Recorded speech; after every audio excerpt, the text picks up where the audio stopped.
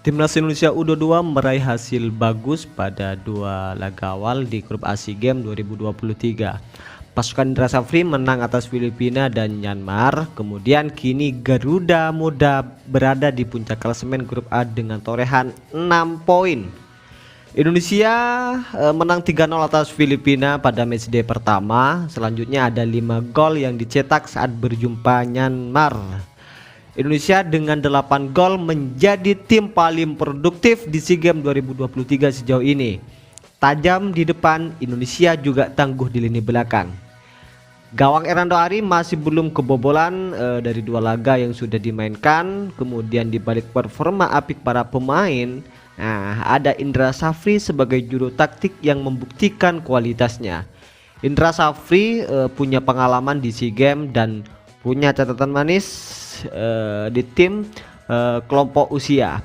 Nah, berikut beberapa aspek taktik yang dipakai Indra Safri pada dua laga SEA Games 2023. Dari dua laga yang dimainkan Indonesia di SEA Games 2023 ya, menyerang menjadi kunci taktik racikan Indra Safri. Maklum, lawan yang dihadapi secara kualitas memang di bawah Indonesia sih. Saat berjumpa Filipina, Indonesia itu dapat melepas 24 tembakan, hanya saja efektivitas, lagi-lagi efektivitas Ramadan Sananta dan koleganya tidak bagus. Hanya 7 tembakan tepat sasaran yang mampu dicatat. Ketika melihat Myanmar, kinerja lini depan itu membaik. Ada 14 tembakan tepat sasaran yang mampu dilepaskan dan 5 gol tercipta. Hampir saja diserobot tadi oleh Sananta. Ferdinand. Adaptasi taktik Sintayong. Dari sisi pendekatan pemain, Indra Safri di sini dan Sintayong cukup berbeda. Indra lebih senang dengan penguasaan bola, kemudian sedangkan Sintayong itu lebih pragmatis. Namun ada penjualan antara kedua pelatih dalam memanfaatkan kelebihan Alvendra Dewangga. Pada Piala AFF 2020, Sintayong itu memainkan Dewangga sebagai gelandang dengan formasi 4-1-4-1. Dewangga menjadi bek tengah tambahan ya saat Indonesia kehilangan bola. Nah, Indra di SEA Games ini mengadaptasi itu saat berjumpa Myanmar. Dewangga dimainkan sebagai gelandang bertahan pada formasi 4-3-3 karena Bagas, Kava dan Arhan itu aktif menyerang. Dewangga menjadi bek tengah ekstra saat tim kehilangan bola. Nah, ini taktik yang saya rasa cukup baik dalam memanfaatkan Alvendra Dewangga melawan Myanmar.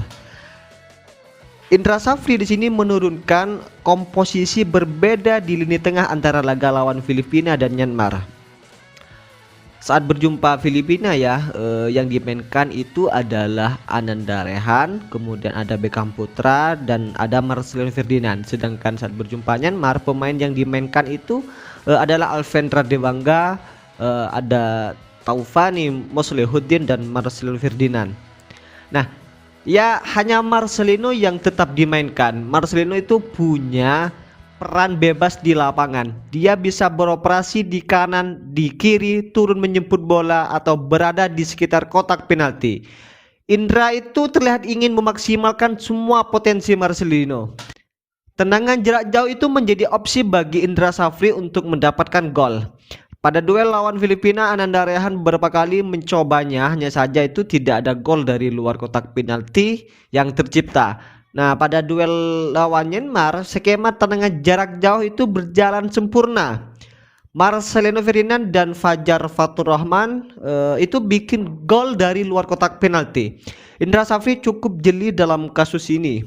Nah, sebab beberapa gelandang Indonesia itu punya kualitas bagus dalam eksekusi tendangan jarak jauh.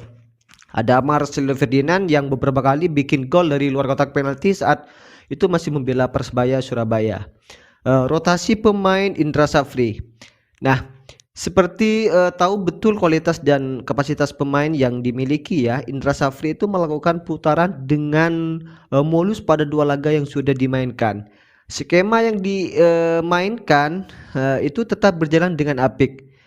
Rio Fahmi yang tampil bagus melawan Filipina itu diganti Bagas Kava, sedangkan Beckham Putra itu diganti dengan Taufani Muslihuddin. Dua pergantian itu berjalan dengan baik sejauh ini. hanya ada 2 pemain yang belum pernah dijajal ya oleh Indra Safri, yakni ada Adi Satrio dan Haikal Al-Hafiz. Dengan jadwal yang cukup padat, akan menarik untuk menanti apakah Indra Safri akan melakukan rotasi pada Marcelino Ferdinand dan Pratama Arhan. Peran winger dan back sayap Indra Safri di sini punya ide yang menarik untuk para winger Indonesia. Nah, Indra meminta winger Indonesia itu untuk bergerak lebih ke dalam, mengisi ruang antara bek tengah dan bek sayap lawan. Nah, situasi itu membuat Pratama Arhan dan Bagas Kava atau Rio Fahmi punya ruang bebas saat membantu menyerang. Nah, pada duel lawan Filipina, Rio Fahmi tampil sangat bagus dan bikin 2 assist. Selain itu juga Indonesia punya 3 pemain di dalam kotak penalti. Skema ini menjadi efektif ketika melawan tim yang parkir bus lah katakanlah. Nah, di sini Indonesia punya pemain ekstra di kotak penalti. Nah, sayangnya di sini untuk timnas Indonesia pertahanan sejauh ini masih belum teruji. Nah, Indonesia belum kebobolan pada 2 laga yang dimainkan di SEA Games 2023. Ada 2 kemungkinan soal itu, pertahanan yang memang kuat atau kualitas lawan yang masih di bawah Indonesia. Kemudian kedua bisa jadi lebih masuk akal karena Filipina tidak memberi serangan yang berarti saat bertemu Indonesia. Lalu saat jumpa Myanmar, ujian untuk Hernando Ari juga tidak terlalu banyak. Lini belakang Indonesia belum benar-benar teruji saat berjumpa Filipina dan Myanmar. Akan sangat menarik menanti aksi Rizky Ridho dan kolega saat jumpa tim yang berada tampil ofensif. Dan mungkin hanya ini saja beberapa informasi pada kesempatan kali ini, dan jangan lupa tekan tombol subscribe-nya biar kalian juga tidak ketinggalan ya informasi-informasi terbaru dari channel ini. Salam olahraga.